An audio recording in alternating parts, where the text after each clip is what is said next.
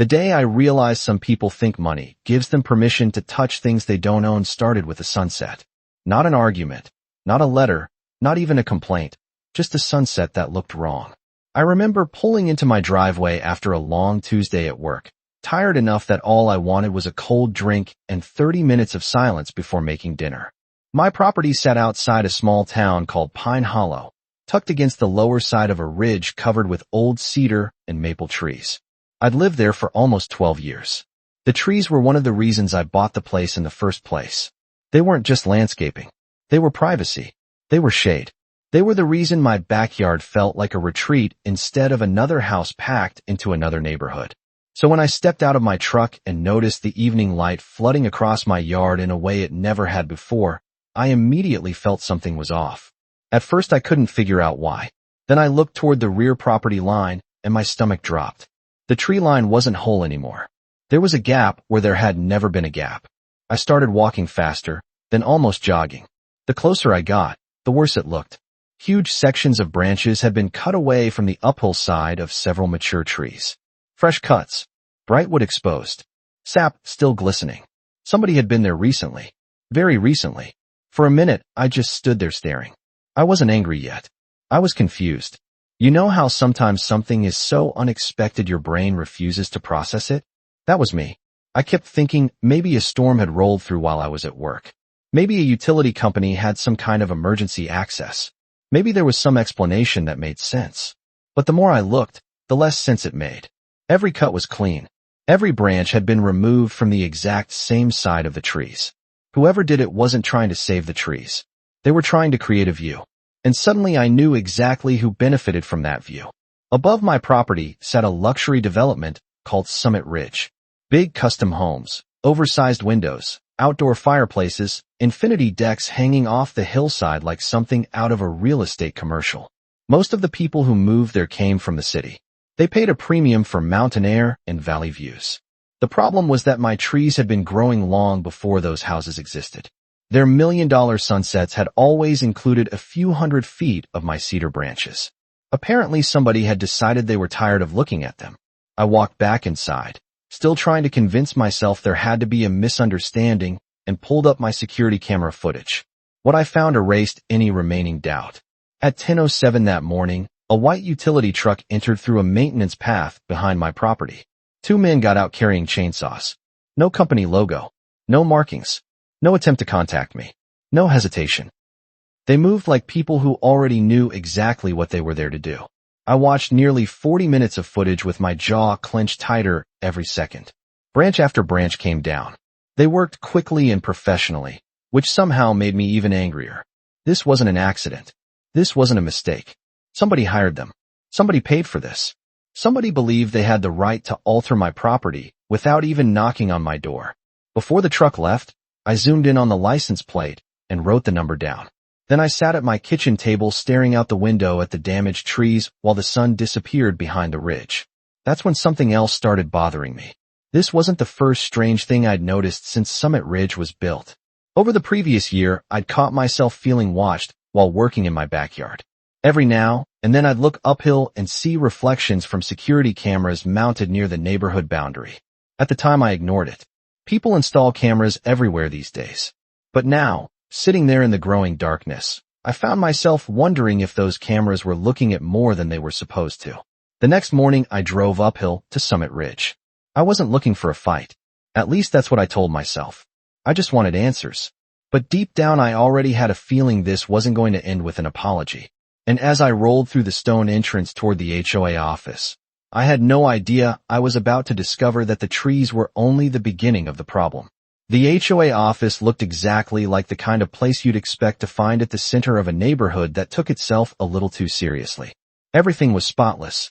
Polished floors, expensive furniture, framed photographs of sunsets hanging on the walls, as if somebody had built an entire community around the idea of staring at the horizon. A woman named Denise greeted me with a practiced smile that somehow managed to feel both friendly and dismissive at the same time. I explained who I was and why I was there. The moment I mentioned the trees, her expression changed just enough for me to notice. Not surprise. Recognition. That was the first clue. She knew exactly what I was talking about before I finished my sentence. She invited me into her office and folded her hands neatly on the desk. "We believe there may have been some confusion regarding the vegetation along the boundary," she said. I remember actually laughing.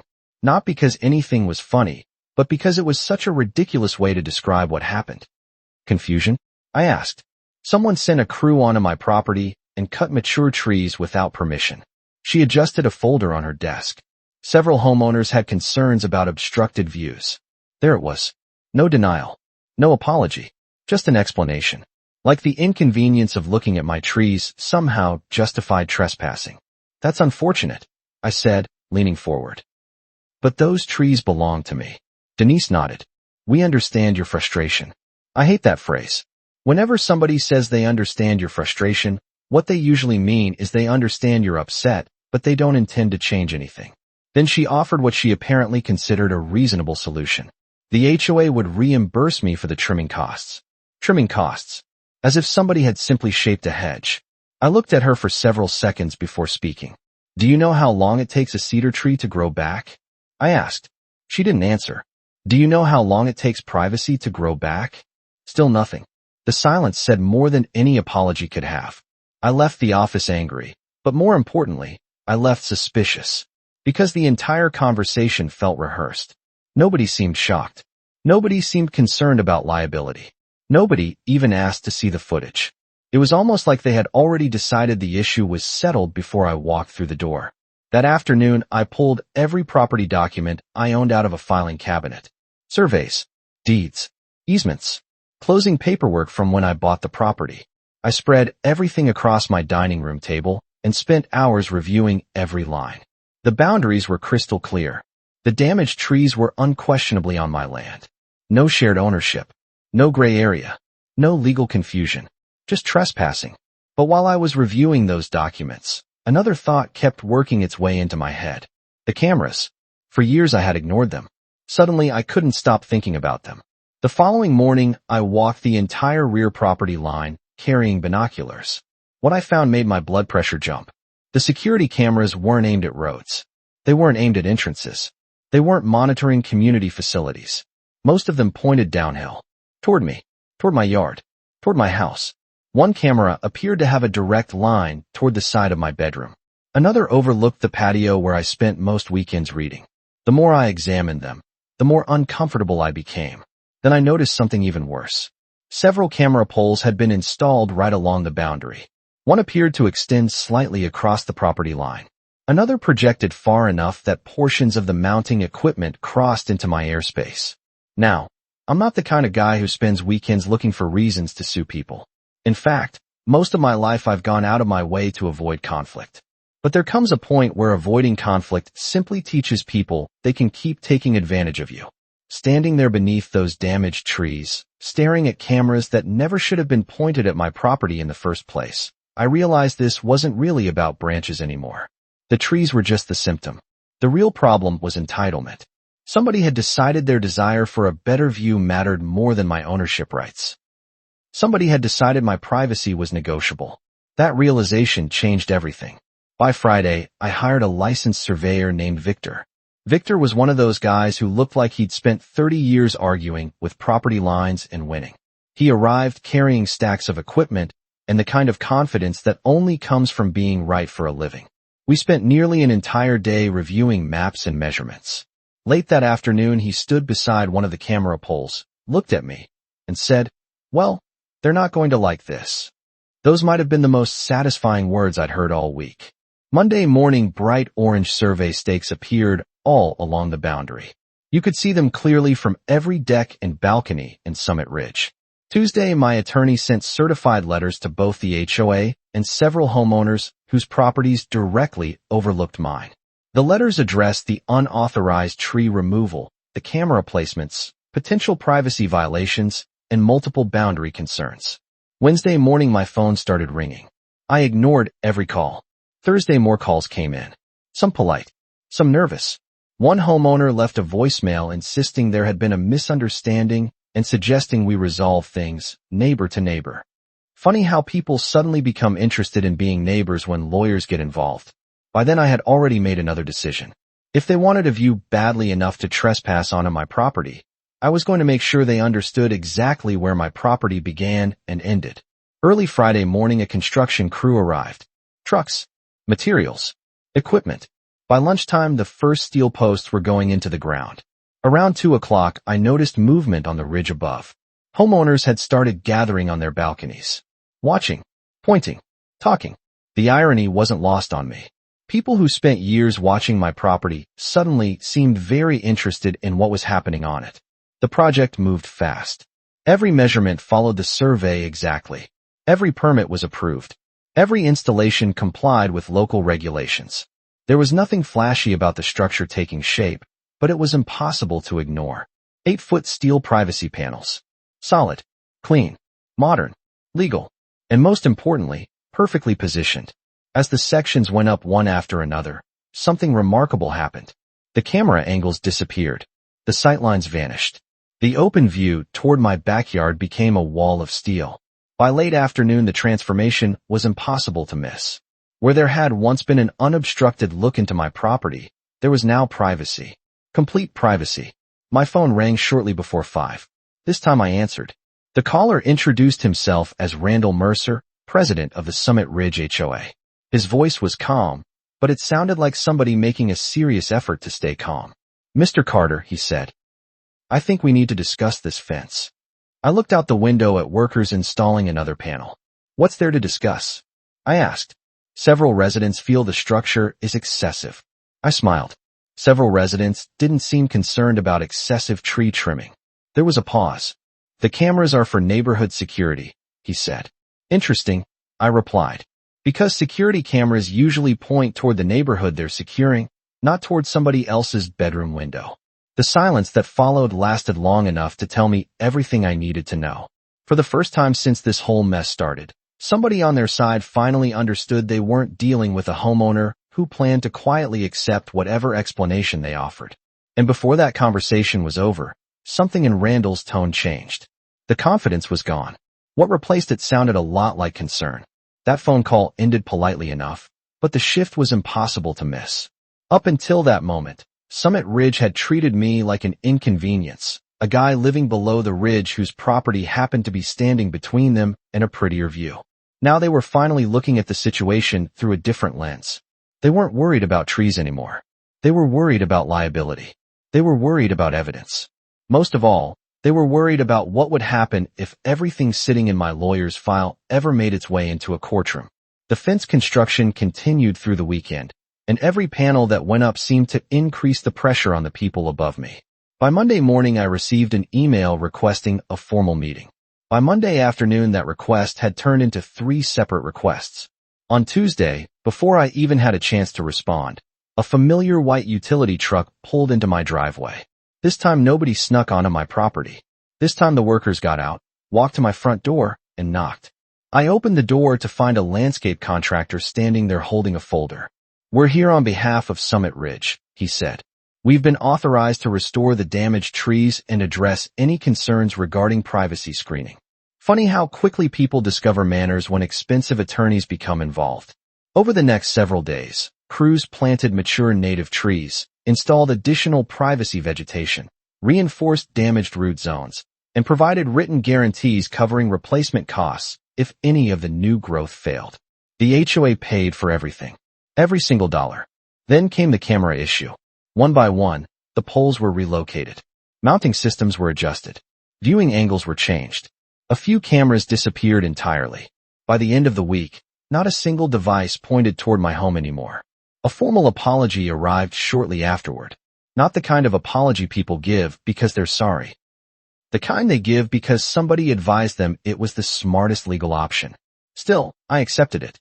Not because I believed every word, but because the outcome mattered more than the performance.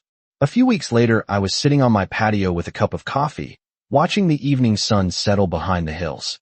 The damaged sections of the tree line were already beginning to recover. The new plantings would take time, but for the first time since everything started, the property felt like mine again. Quiet, private, peaceful.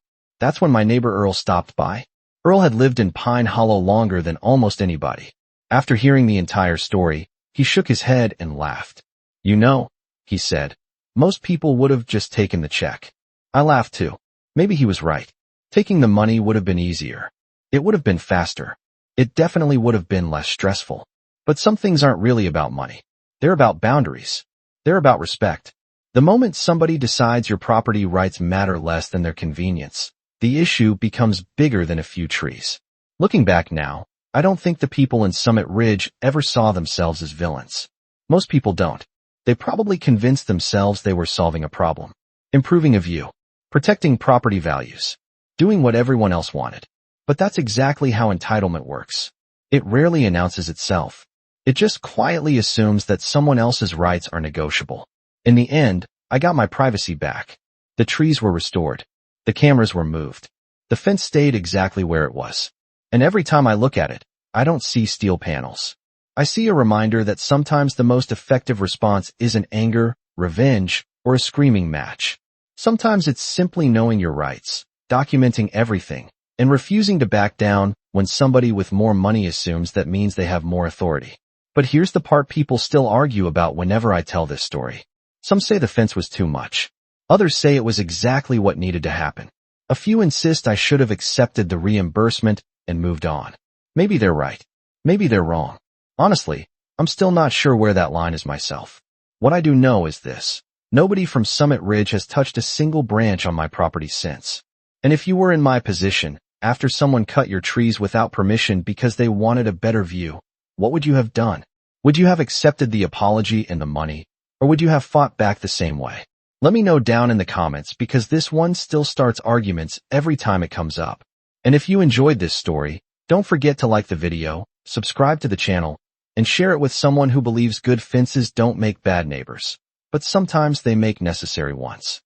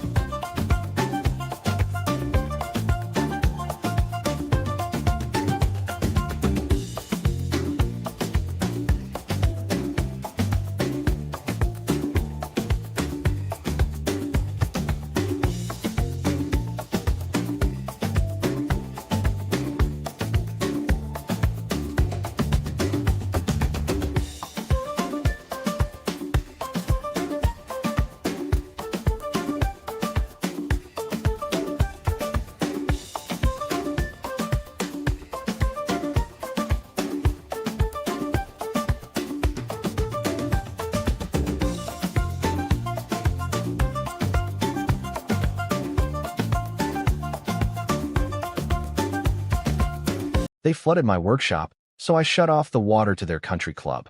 That sounds petty when you say it fast like that, but nothing about it felt petty when I was standing ankle-deep in brown water watching 10 years of my life rust in real time. And the worst part wasn't even the damage. It was the way they said it didn't matter. I live just outside a gated community called Briar Glen Estates, about 40 minutes north of Charlotte. Big stone entrance, manicured hedges, a golf course wrapped around the neighborhood like a green ribbon. I don't live inside the gates.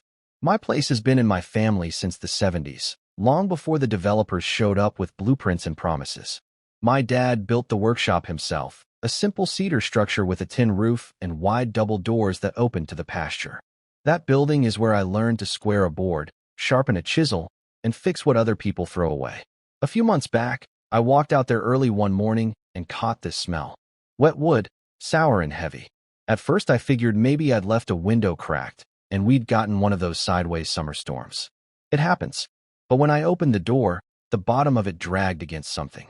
I pushed harder, stepped inside, and my boots sank. Water. Not a puddle. Not a little leak. Full-on standing water across the entire floor. I just stood there for a second, listening to it. That quiet lapping sound against metal legs and storage bins. My table saw was half submerged, the cast iron top already blooming with orange. My hand planes were floating in a plastic tote that had tipped over. Lumber I'd been curing for a custom dining table was warped, swollen like it had given up. You ever have one of those moments where your brain refuses to catch up to what your eyes are seeing? That was me. I kept thinking, this isn't real. This is a mistake. This is something small. But the longer I stood there, the more it settled in my chest. This wasn't small. It took me 2 days just to pump it out. My neighbor, Walt, came over with a sump pump and a 6-pack, didn't say much, just shook his head. When the floor finally dried enough to walk on without leaving prints, the damage was clear. Thousands of dollars in tools. Months of work. Gone. At first I blamed bad luck. Maybe a pipe had burst underground. Maybe the creek behind my property had overflowed. So I started walking the perimeter, following the way the land sloped. That's when I noticed something new. A ditch. Fresh cut. The soil still loose and red. It ran from the stormwater culvert behind Briar Glen's 12th fairway straight down the incline and emptied, conveniently, into the low spot behind my shop. I crouched down and touched the dirt. Still soft. This wasn't erosion. This was intentional. Now, I've never been the conspiracy type. I build cabinets, not cases.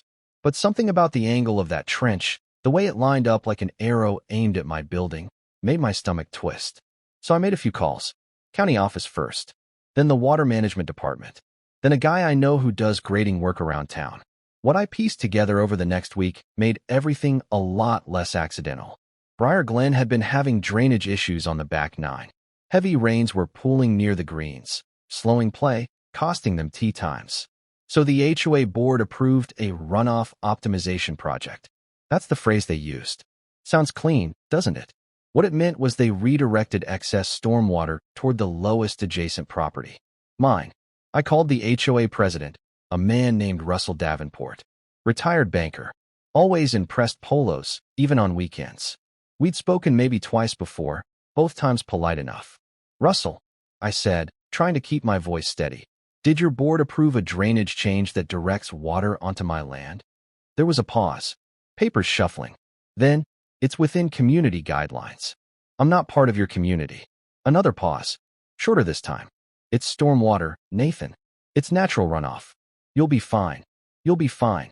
I looked out at my workshop while he said that. The warped beams. The rusted saw. My dad's old lathe sitting there like it had aged 10 years overnight. It cost me everything in that building, I said. He sighed, like I'd inconvenienced him. With all due respect, your structure sits at a lower elevation. Water flows downhill. That's not our fault. Now here's the thing. Water does flow downhill. But trenches don't dig themselves. I hung up before I said something I couldn't take back. For a couple days I paced around like a dog that can't find the fence line. Angry, sure, but also embarrassed. Like somehow I should have seen this coming. That's when something clicked in the back of my mind. The pond. There's a pond that straddles the property line between my land and Briar Glen's course. It's been there longer than either of us. My dad used to fish it with me on Sunday mornings. When the developers first bought the adjacent acreage decades ago, they asked if they could draw irrigation water from it. Back then it was a handshake deal. My dad was the trusting type. No paperwork, just neighborly goodwill. Over the years, Briar Glen expanded. Sprinkler systems got more elaborate. Their pump house, a small cinderblock structure, was built near the water's edge. I'd never thought much about it. Figured it was mutually beneficial. They kept the pond level stable. We all enjoyed the view. But standing there staring at my flooded shop, I started wondering something I probably should have wondered a long time ago. Did they actually have any legal right to that water? That night I pulled out the old property surveys my dad kept in a metal filing cabinet, spread them across my kitchen table, traced boundary lines with my finger. According to the map, about 70% of that pond sat on my land. And the pump house, that sat entirely on my side. I didn't sleep much. Around midnight, I was online reading about easements and water rights, my coffee going cold beside me. By 2 in the morning, I knew enough to feel dangerous. By the end of that week, the county records office confirmed it. There was no recorded easement, no formal agreement, just a decades-old understanding between men who shook hands instead of hiring lawyers. And one of those men was gone.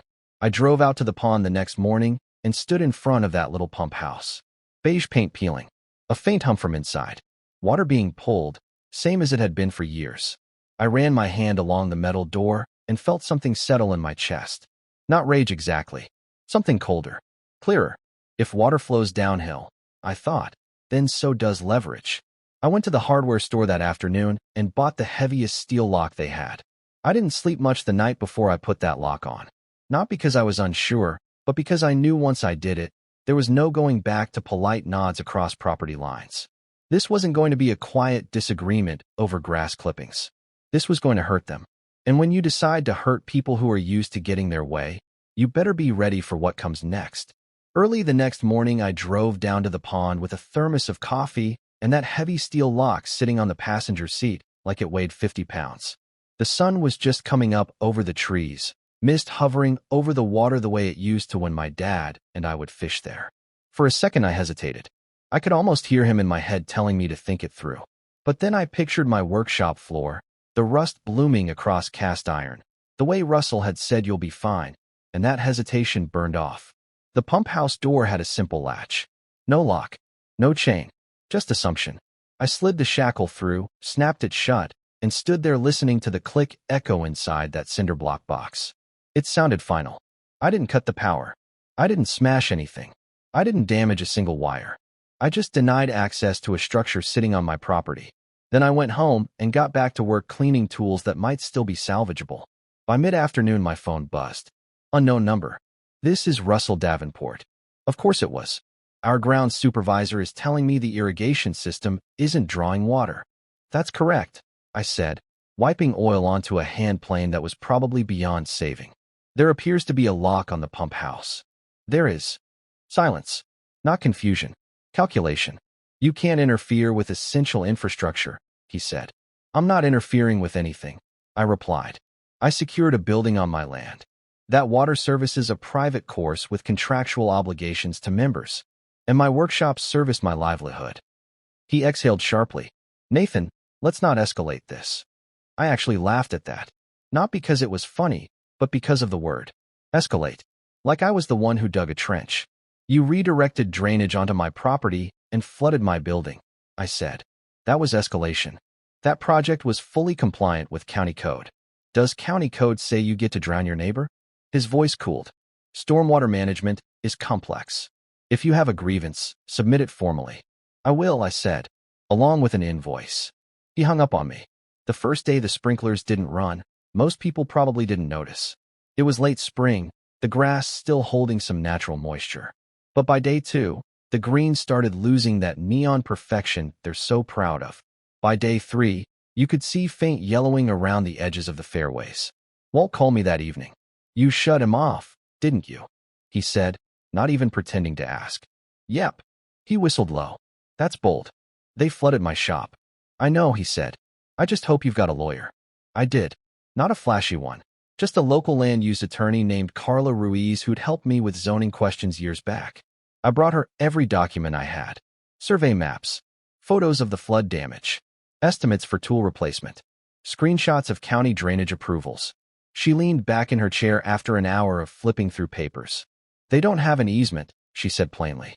And if the pump house is fully on your parcel, you have every right to control access. What about adverse use? Prescriptive rights? I asked, repeating phrases I'd picked up during my midnight research. She gave a half smile. They'd have to prove continuous, hostile use without permission. From what you're telling me, this was consensual. A handshake agreement isn't the same as surrendering ownership. So I can keep it locked. You can, she said. But they're going to push back. Push back turned out to be an understatement. By the end of the week, the course looked stressed. Not dead, but struggling. Members were complaining that the greens were running slow. A few out-of-town guests had posted photos online comparing the place to late August in Arizona. Then the letter arrived. Cease and desist. Heavy legal language accusing me of unlawful interference, demanding immediate restoration of water access, threatening damages. I read it twice at my kitchen table, then slid it over to Carla. She didn't flinch. We respond. Calmly. So we did. My letter was shorter. It included a detailed invoice for the flood damage to my workshop, complete with photos and replacement costs. It itemized 10 years of water usage based on estimated irrigation draw, calculated at standard commercial rates. It requested remediation of the drainage diversion and compensation within 30 days. The total number at the bottom was not small. When Russell called again, he skipped the pleasantries. This is extortion. It's accounting, I said. You're attempting to leverage an unrelated issue. Unrelated? I asked. Your ditch sent water into my building. That was stormwater. And your sprinklers run on pond water. Another silence. This one heavier. We will not pay a fabricated retroactive fee, he said. Then I won't provide retroactive access. You're harming dozens of homeowners who have nothing to do with this. That one almost got me. Because he wasn't entirely wrong. There were families in those houses who didn't sit in board meetings or approve drainage plans. But they paid dues. And those dues funded decisions. I didn't vote on flooding my own property either, I said quietly. By week 2, the course was visibly suffering. They tried rationing water, running pumps at off hours, but without physical access to the intake system, they were stuck. I later learned they attempted to drill a temporary well. It didn't produce enough yield. That's when I made the next move. I lowered the pond level. Not to be dramatic. Not to drain it dry. Just back to its natural creek-fed height. For years they'd maintained it slightly elevated to ensure strong pump pressure. With a few adjustments to the outflow gate on my side, I let it return to baseline. The effect was immediate. Even if they'd gotten inside the pump house, there wouldn't have been enough volume to sustain their full irrigation cycle. Water trucks started showing up the following Monday.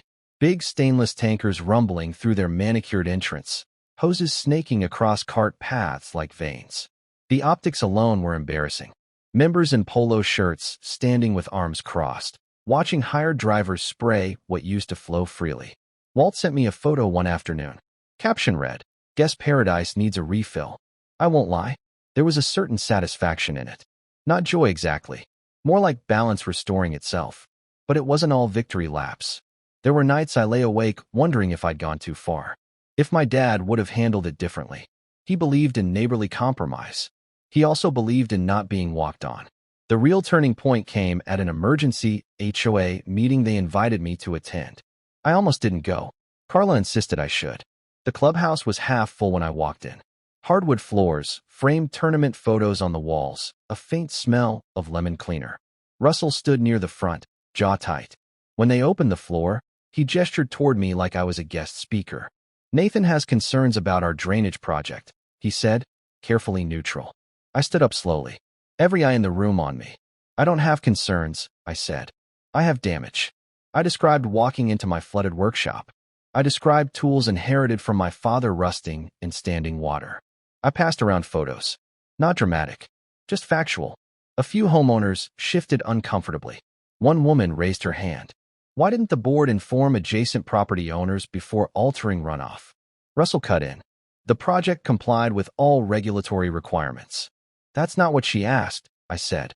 The room got quieter. Another man spoke up. Is it true the pump house is on his land? Russell hesitated. Just for a second. The structure predates current survey interpretations, which was a fancy way of saying yes. By the end of that meeting, the mood had shifted. Not fully to my side, but away from blind loyalty. 3 months of hauling water is expensive. Membership refunds are expensive. Reputation damage is expensive. Fixing my workshop started looking cheaper. 3 months of hauling water will humble just about anybody. By the time summer hit its stride, Briar Glen didn't look like the glossy brochure version of itself anymore. The fairways weren't dead, but they weren't pristine either. The greens had lost that velvet sheen. You could see stress lines from the cart paths, patches that never quite bounced back. And those water trucks, they kept coming. Every morning, every afternoon, like a reminder rumbling through their front gates that something had gone wrong. What most people don't understand about places like that is the illusion matters almost as much as the grass. It's not just a golf course. It's property values. It's status.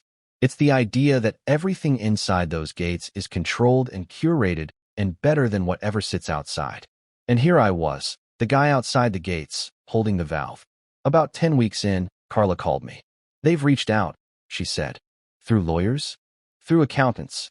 That's when I knew it was serious. We met at a neutral office downtown. Not the clubhouse. Not my kitchen table.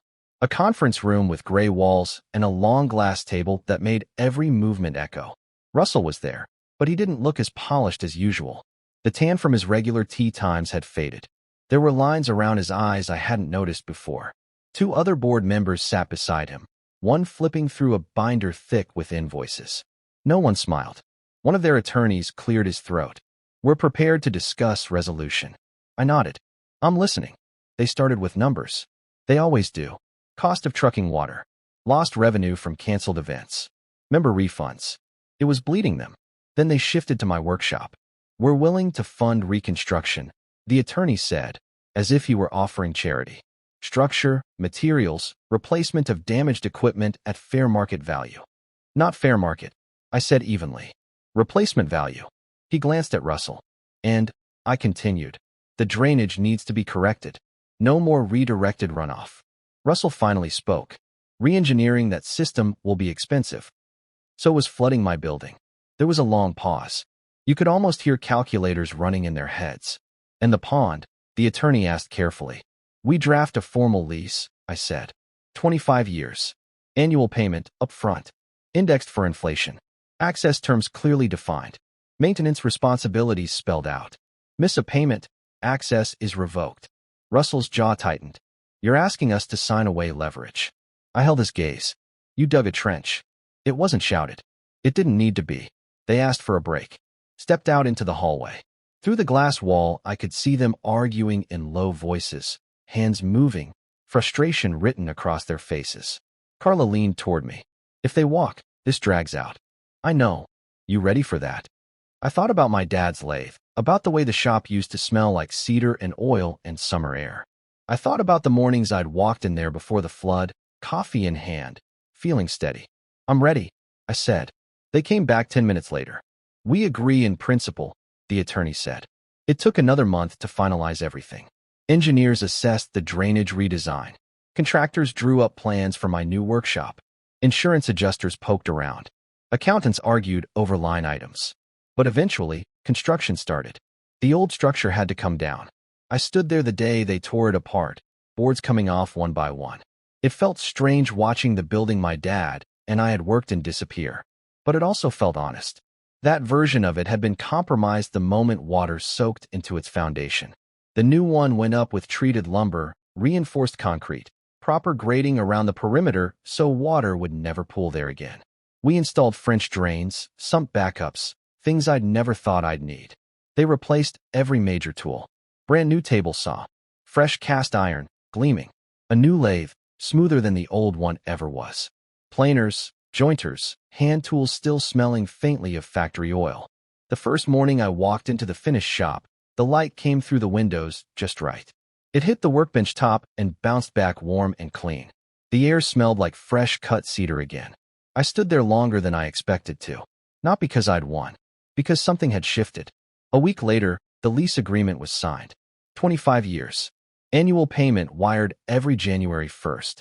First payment arrived before the ink was fully dry. The pump house door now has 2 locks. Mine and theirs. Access defined by schedule. Usage capped by volume. Everything documented. No more handshakes. Briar Glen's irrigation system came back online slowly.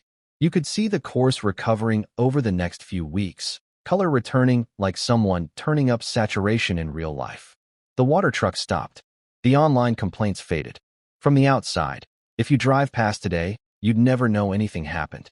Perfect greens. Clean fairways. Golf carts gliding by like nothing ever went wrong. But I know. Every time I walk into my workshop and run my hand across that new table saw, I remember standing ankle deep in dirty water. I remember being told it was just storm water. I remember the feeling of being dismissed. And I remember the click of that lock. Russell and I don't talk much now. When we do cross paths, it's civil. Polite nods. Short sentences. There's an understanding there that didn't exist before. Not friendship. Not hostility. Just awareness. A few homeowners have stopped by over the past year. Some apologized quietly for how things were handled. A couple admitted they never even knew about the drainage change until the meeting. One guy thanked me, said the whole ordeal forced the board to be more transparent. I don't know if that's true. HOAs have long memories and short tempers. What I do know is this. Power doesn't always look like shouting or lawsuits or dramatic standoffs. Sometimes it looks like reading your own property survey at 2 in the morning. Sometimes it looks like understanding exactly where your boundaries are, legally and otherwise, and deciding you're not going to let someone redraw them because it's convenient. Would my dad have handled it differently? Maybe. He grew up in a time when a handshake meant something. But he also taught me to take care of what's yours, to protect your work, to stand steady when someone bigger tries to lean on you. I didn't ruin their golf course. I didn't sabotage anything. I simply stopped giving away something that was mine, especially after they decided my loss was acceptable collateral damage. There's a part of me that still wonders if it had to go that far. If one honest conversation at the beginning could have avoided months of escalation. Maybe. But that would have required them to see me as a neighbor instead of a low spot on a drainage map. Now, every January 1st, my phone buzzes with a payment confirmation. I don't celebrate it. I don't gloat. I just file it away and go back to work. Because at the end of the day, I'm a woodworker. I build things. Tables. Cabinets. Pieces meant to last. And sometimes, when someone tries to wash your life away and tells you you'll be fine, the only real answer is to show them exactly what fine looks like on your terms. So here's the question I keep coming back to, and I'm genuinely curious what you think. Was I justified? Was this fair balance? Or did I let pride push it too far? If you were in my boots, watching your livelihood rust because someone wanted greener grass, would you have done the same, or would you have handled it differently? Drop your thoughts in the comments. I read more of them than you probably think, and I'm always interested in where people land on stories like this, especially when it comes to neighbors, power, and that thin line between justice and revenge. And if you want to hear more real stories about community conflicts, HOA drama, and the moments where ordinary people decide they're done being pushed around, make sure you like the video, subscribe to the channel, and stick around. Because sometimes the quiet guy outside the gates has the longest memory.